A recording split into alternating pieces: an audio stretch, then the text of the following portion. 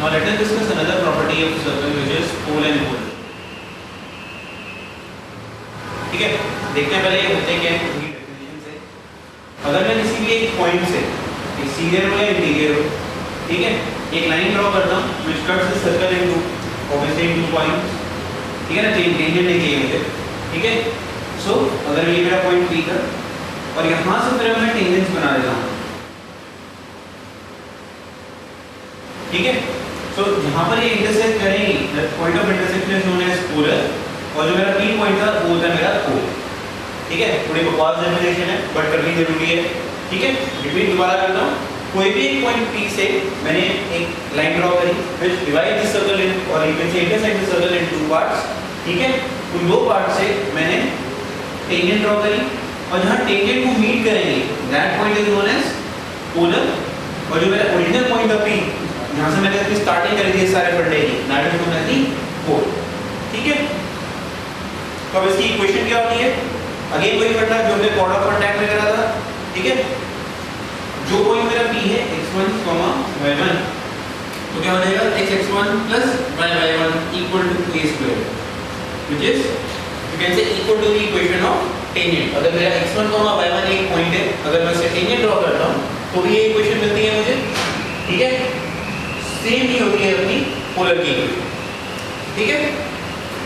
देखो हो सकता है पेपर में डायरेक्टली पोलर या पोल वर्ड यूज ना, क्वेश्चन में ऐसा नहीं कि फाइंड द पोलर और find the pole of this thing. Question में बस ये चीजें दे रखी होगी, तुमसे क्या पूछा जाएगा, लोकस ऑफ दिस पॉइंट या फिर लोकस ऑफ दिस पॉइंट। जो मैंने कल सारा एक्सप्लेन करा वो एक्सप्लेन तुम्हें क्वेश्चन में कर दिया और पूछ दिया finally locus of this point.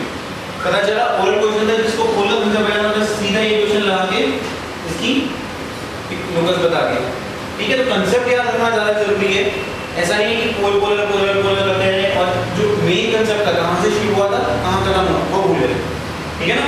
P point क्या है और ये पोलर क्या है ये पता होना चाहिए, कहां से आ रहा है क्यों आ रहा है, ठीक है।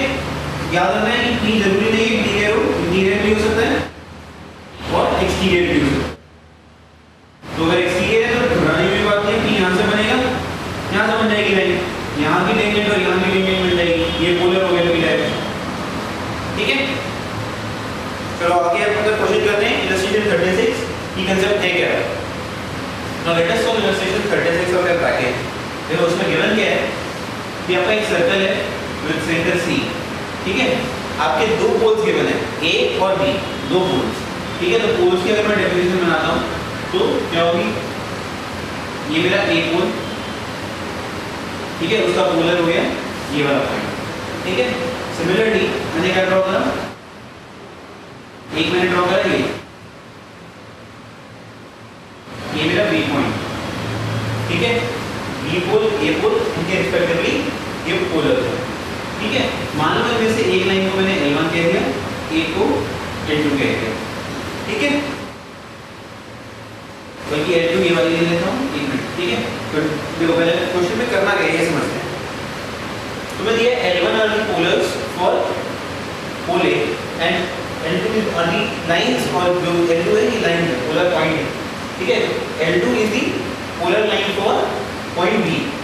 Now what we have done is आपने परपेंडिकुलर ड्रॉ करे A से L2 लाइन के ऊपर, मतलब दूसरे वाले के पोलर के ऊपर, और B से A वाले के पोलर के ऊपर, ठीक है। अगर मेरी ये L1 लाइन थी, ये L2 लाइन थी, तो A से ड्रॉ करा परपेंडिकुलर इस पे which is AM, और B से ड्रॉ करा परपेंडिकुलर इस वाली L1 पे which is AM, ठीक है। तो मैं ज्वाइन कर देता हूँ, ठीक है। क्वेश्चन में पूछा क्या है मुझसे, और क्या ज्वाइन करो CA और CB,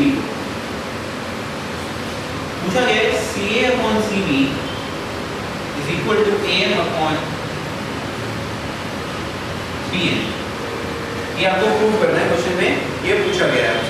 देखो सर्कल की इक्वेशन क्या है गिवन है, स्टैंडर्ड सर्कल गिवन है x² + y² equal to a² is the equation of the circle given है, ठीक है। नेक्स्ट क्या गिवन है कि A और B जो है आपके पोलर है, सॉरी पोल्स है। तो अगर मैं किसी भी एक को ले लेता हूं x1 y1 ले लेता हूं A को and I take B as x2 y2,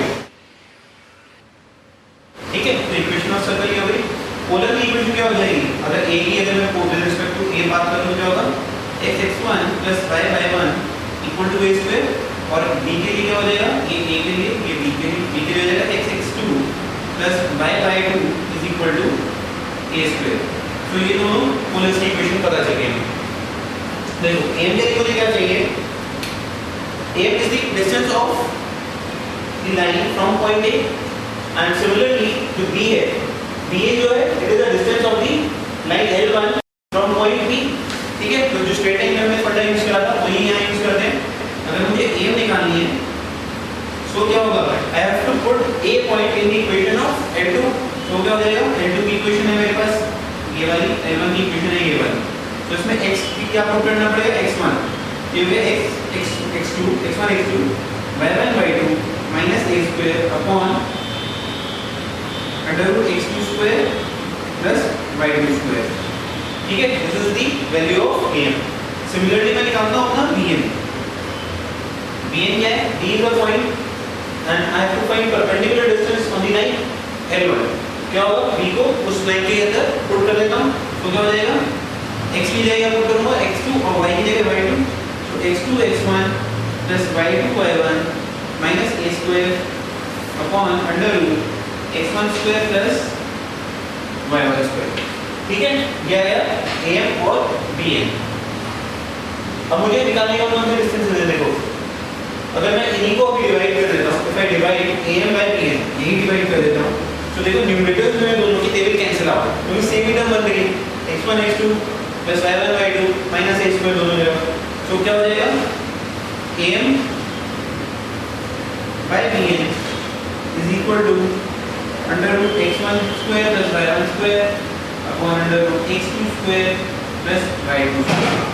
ठीक है, अब अगर देखो तो under root x1 square plus y1 square है क्या चीज, it is the distance of the point a from the centre. अगर मैं ac लिखना चाहता हूं तो ac का वैल्यू क्या होगा, under root x1 square plus under root y1 square. Similarly उसका क्या होगा, bc it is under root x2 square plus y2 square.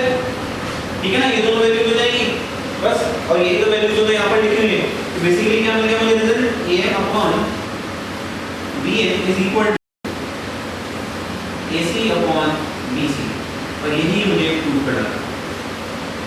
ठीक है ना, तो इतना कोई बड़ा कंसेप्ट नहीं है पोलर का, सुनने में एक तो डिफिकल्ट लगता है, ग्रास्प करने में डिफिकल्ट लगता है, बट क्वेश्चन बहुत नॉर्मल आएगा अगर आएगा पेपर में।